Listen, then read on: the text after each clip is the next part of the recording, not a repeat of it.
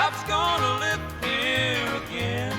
To start off, I bet many of you, even the ones from Bakersfield, don't know that Buck Owens' first name was actually Alvis. You can look it up. It was Alvis Edgar Owens Jr. And you probably didn't know there's a famous English car called the Alvis. Here's a picture. Check out that logo, huh? But the best part is what the word Alvis actually means. Turns out it's a Scandinavian word that means all wise. Huh, well how about that? I wonder if Buck knew what his real first name meant. I bet his dad knew the score. So this show isn't about Alvis Buck Owens, no. And it isn't about the Alvis vintage car either, even though we will be talking quite a bit about cars. I guess you could call this an Alvis car because this is my car and my name is Mark Alvis. But that's not the most important thing.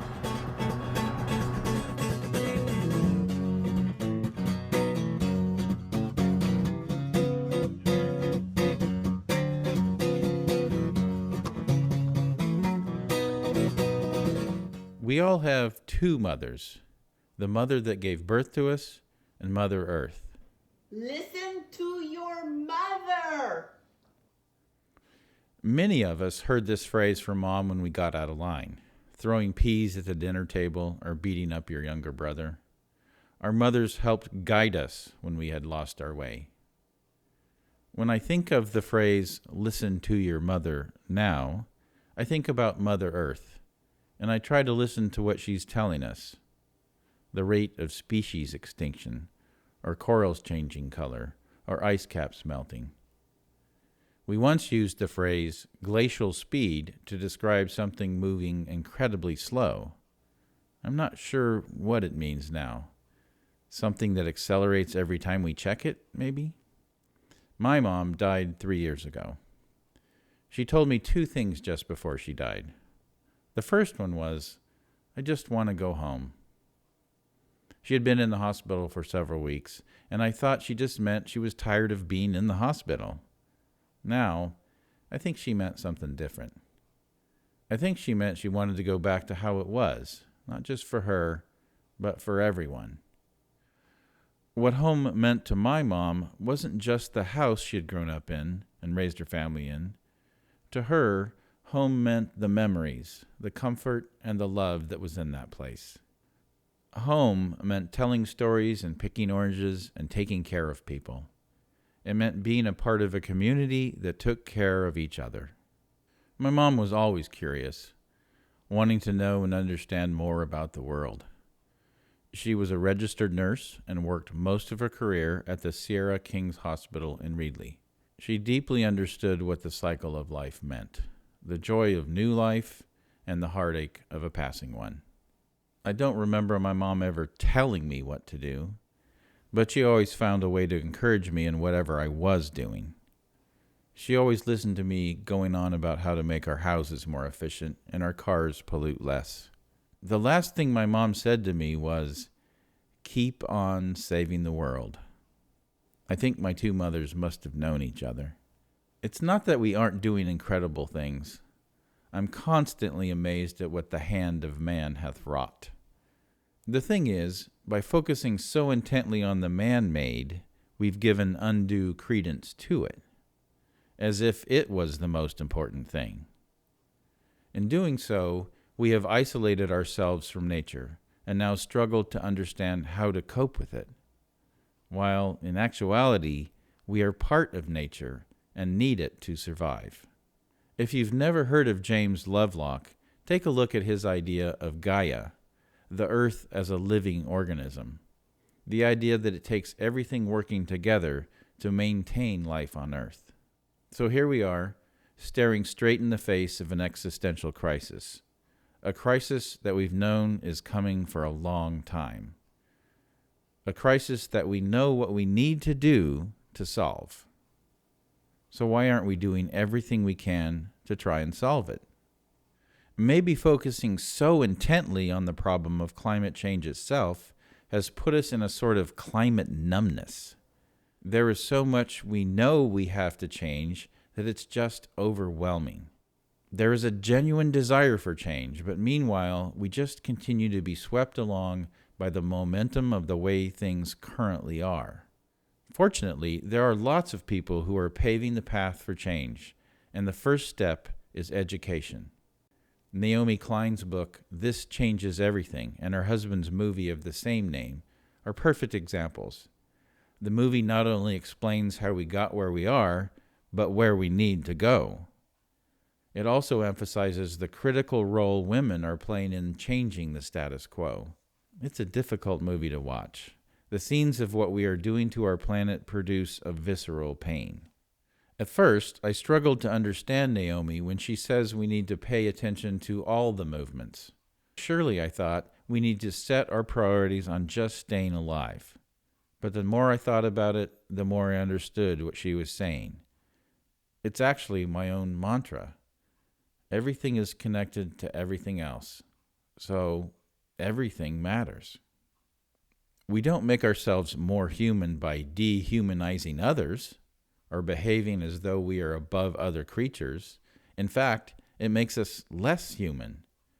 When we kill other animals or plants or organizations, intentionally or not, we are killing part of ourselves. Our short human lifespans can make it difficult for us to see and really understand the depth of our interconnectedness, even though we are given almost daily examples of these connections. So what is the best way to proceed and prevent our own self-caused extinction? It may seem daunting, but it seems to me that the best answer is to educate everyone on the planet. And maybe, for the first time in human history, we have the tools to do it. What's the first step? Listen to your mother.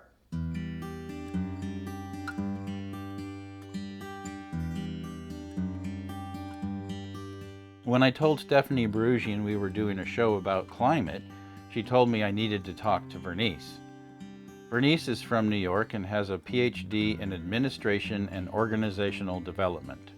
She is the co-owner of Cool Breeze Solar Hats in Fresno with her husband Tommy, who you can hear chiming in on occasion. We have 6 kids. My husband is Tommy Nellon. We're a blended family. Is that him? That's him. We're a blended family. We're like the Brady Bunch. We have 3 boys and 3 girls. So 3 from, what is 3 from my husband Okay. and 3 from me. Do you So have kids of your own? we have no kids of No. our own. No. So All right. we are completely, truly a Brady Bunch family. Got it. I started as a business person helping him in terms of getting things together with the solar business that he had. And I got very interested in terms of the solar industry as a whole. So that's how my education and my growth and my understanding and knowledge and love and care about the solar industry or green industry began. So the sun hits the panel then operates the fan then blows air through the hat where there's a small hole in the back of the hat and ventilates through the hat. So it keeps the body cool because the head is being cooled. And so therefore your body starts to cool immediately after your head is cooling down. So that's how our hats work. It's exactly where it came from. Yeah. Because I had to work in the sun for 8-10 hours a day in Yeah. direct sunlight. Yeah. Direct sunlight. So our little straw hat just wouldn't do the trick. Yeah. Had to find a way of keeping ourselves cool. Cool off, right. That was, since we solar contractors, that's what we do. So yeah, so when my Okay. husband was trying to keep cool Right. as an engineer by trade, he started to dicker in the garage. I always say dicker in the garage. And the hat came about because he was trying to keep his head cool. And then from there, colleagues began to ask him to make the hats. He has a whole story behind that, which is absolutely true in terms of someone wanted to fight him for his hat because they were really interested. They wanted it. They tried it. They loved it. So they were like, okay. So from there, the aha moment started. And from that point on, the journey began for the Cool Breeze. Okay, so solar power in our world is all about energy, renewable energy, keeping one's head cool.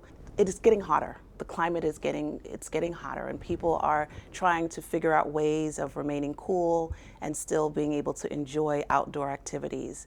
And so for us, using solar panels and using the sun, which is free all day long, that's how for us the energy and climate change affects us or how we are affecting people's lives in allowing individuals to stay cooler while they're enjoying their activities outdoors. And so we feel that our hats is very much a part of climate awareness, climate change. How does this help individuals in a society or in a world that's just changing slowly when it comes to environmental climate? It's just getting hotter and it's staying hotter longer, and people are being affected by that. So for us, it's no more hotheads. That's what we say, no more hotheads, right? We don't want you to be upset. We don't want you to be tempered. We want you to remain cool and enjoy your children's games or enjoy walking, enjoy hiking, whatever it is that you enjoy doing. We want to be a part of that as this climate change is occurring. And a lot of individuals have no options in regards to what can they do. They are spread out. So the youngest is 20 and the oldest is 32. And so their ages all in between. Do they work with you? They do. They No, not all of them. 2.5. 2.5. So we have two children. The youngest boy and the youngest girl works with us. And we have a son that comes in between. He's working in another job at the moment, so he comes and he helps out when he can. And so our children, we are individuals as parents. We want our children to have their own love, have their own passion, and so they believe in what we do. We pull together as a rally, as a team when it's needed, but they are all doing different things in their own arena, and we're okay with it. But they do understand our mission and our passion, and they support us 100%. We have some that do, and some that are just, they go with the flow. Right? So some are very passionate and almost obsessive in regards to, things not being thrown away, where things are being thrown, recycling. And then there are a few, the other half are like, it is what it is, So we just try to continue to educate our children where they're at in their space or in their education, and try to let them understand that, okay, we're here on this planet, all of us together, and we have to work together. So I should say it's split, 3 and 3. Do they have an understanding? I think they do. I think they do. They're becoming more and more aware of it every day. Because society is moving so quickly, it's almost hard to keep up. But they try to do their part whenever they can. But I think they do. I think they understand that, if we continue down the pathway in which we're doing with this nonchalant attitude, that eventually it's going to catch up to them, not necessarily us, but it's going to catch up to them, right? They can see that the glaciers are melting. They can see that the summers are hotter, not necessarily longer, but hotter, right? They can see that there's a lot of waste, right? And so they do mention that, why don't they just take the time to throw something away? Or, even with recycling, they are aware of those things. So I think that young folks today, not just our kids, but young folks today are becoming more passionate, becoming more aware, because it's starting to affect them. And so I always say, it only affects you when it affects you. So once they become aware of it, then they start to wake up and they become passionate. And I think younger generations are going in that direction. I'm from New York. New York. And did you grow up here? Yeah, born and raised in Fresno. I forgive him, though. I forgive him. We forgive you. Yeah. That's right. Or maybe we don't. I don't know. I really believe like it's a mindset, right? And everybody has to play together as a team. And we have separate teams, unfortunately, okay? There's the side that it's about money.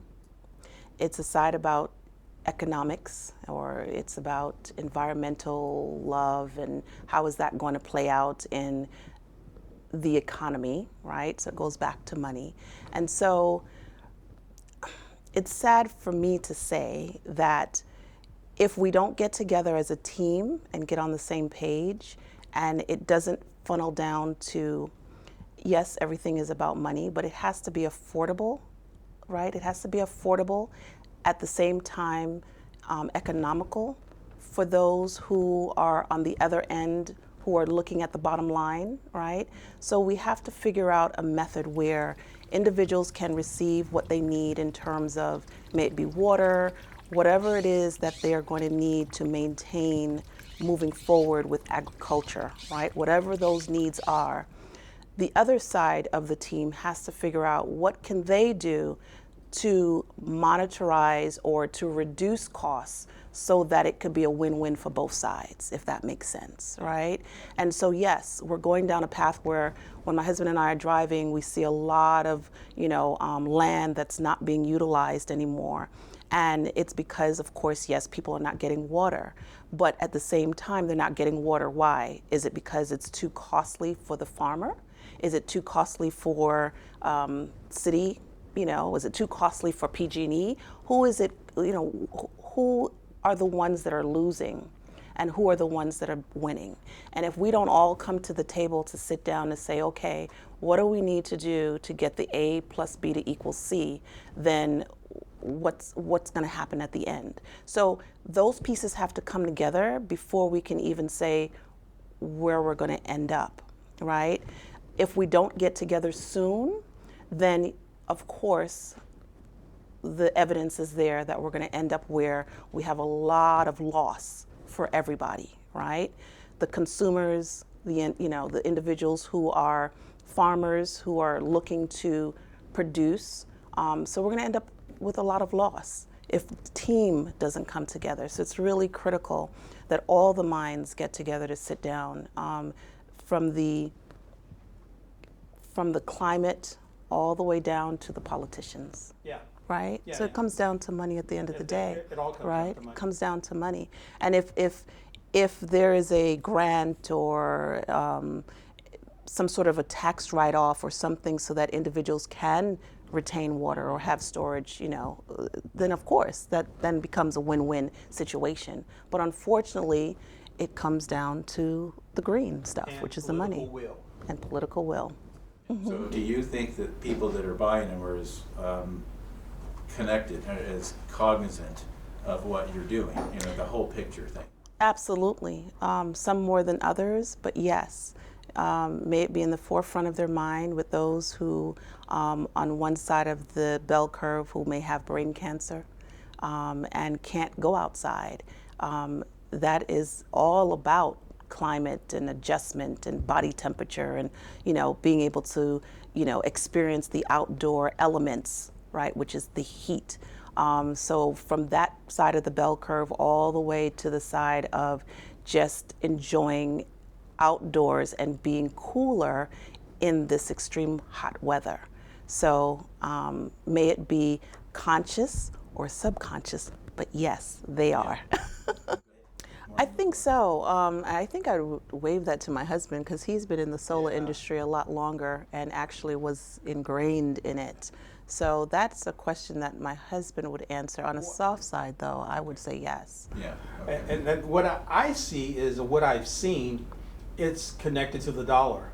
At the end of the day, the homeowner wants to reduce their utility bill. Yeah.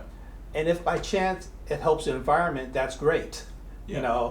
But at the end of the day, I want my bill lowered. Yeah, right. So that's why I want the solar. Right. And if it helps the environment, well, that's great That's too. a bonus, yeah. That's a bonus. So I don't think they put the environment first. Just like any other, many professions, right? Like being a doctor, an MD, a lawyer, we are obligated that when we find out certain things within our quote-unquote field, that we need to let others know.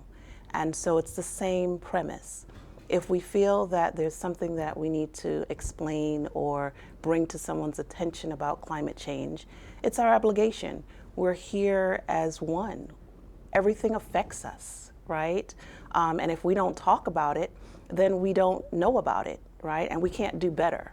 You can't do better if you're not educated on something, right? And so it's like going to school. We go through the different grades and we educate, or we go through our education for a specific reason. It is the same process. If we become educated on something related to that entity, at this situation, it's climate change, it's our obligation to talk about it.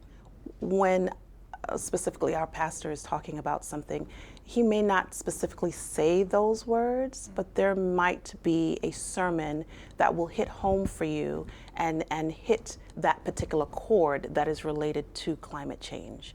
So the topic climate change may not be have mentioned, but there are sermons that are related to that, you know, in terms of not wasting things and being considerate of others, and many other verses that are related to that. That's all part of it as well, climate change, yes. It's politics. It's just plain politics at the end of the day, right?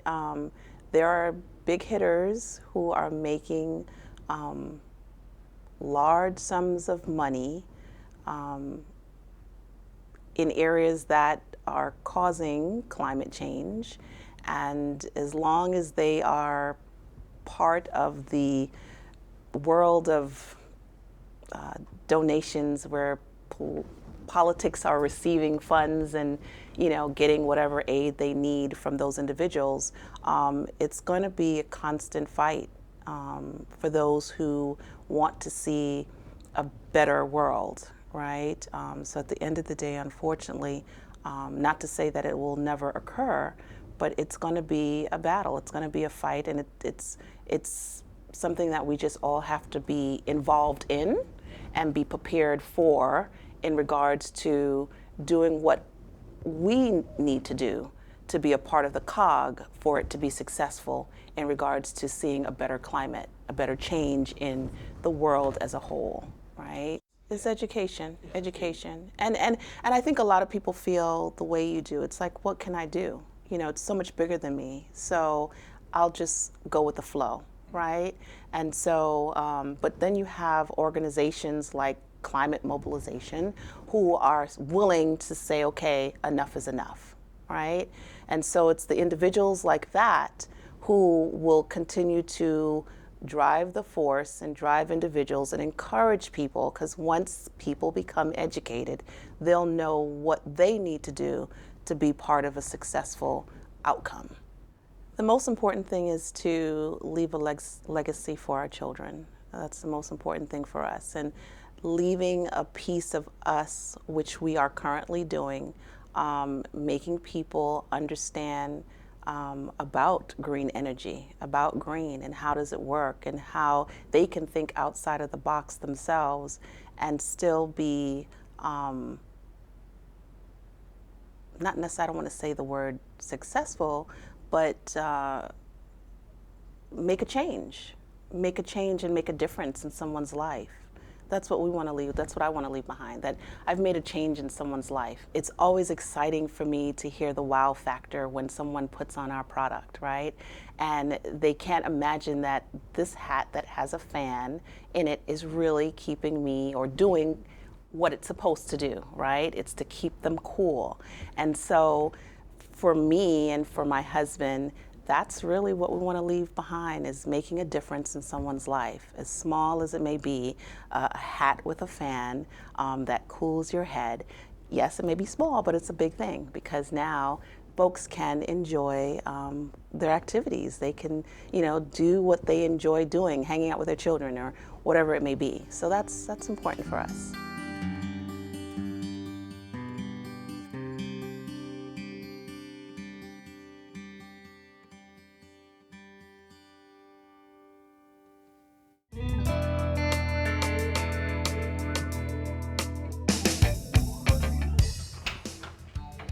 One of the first things you can do when you come into your house is just look at everything. The floor, the walls, the roof, the lighting, the windows. Pretty much you could figure out a way to make anything more energy efficient. One of the things that we did in this house about 2 years ago is we installed a whole house fan. And what it does is when it's cooler outside, you'll crack the windows open a little bit, turn the whole house fan on, and it sucks that cool air into the house. It cools off the inside of the house. Yes, but it also, when it opens up, it blows the cool air into the attic, pushing that hot air out of the attic. So you get kind of a double benefit. If you leave the whole house fan on at night, you can put it on a low setting, which uses hardly any power and yet still brings in that cool night air, and it cools down everything in the house. The walls, the floor, the carpet, the plaster on the walls all become a kind of a radiant cooling system. So in the long run, they found out that this kind of system might be able to save you about 50% on your air conditioning bill. So we're going to show you how the whole house fan works. Just pop on the switch there. You're going to hear the fan motor turn on, drawing air now very powerfully through the house, and it just sucks the air, pushes it out the attic, cools off the attic, cools off the house at the same time.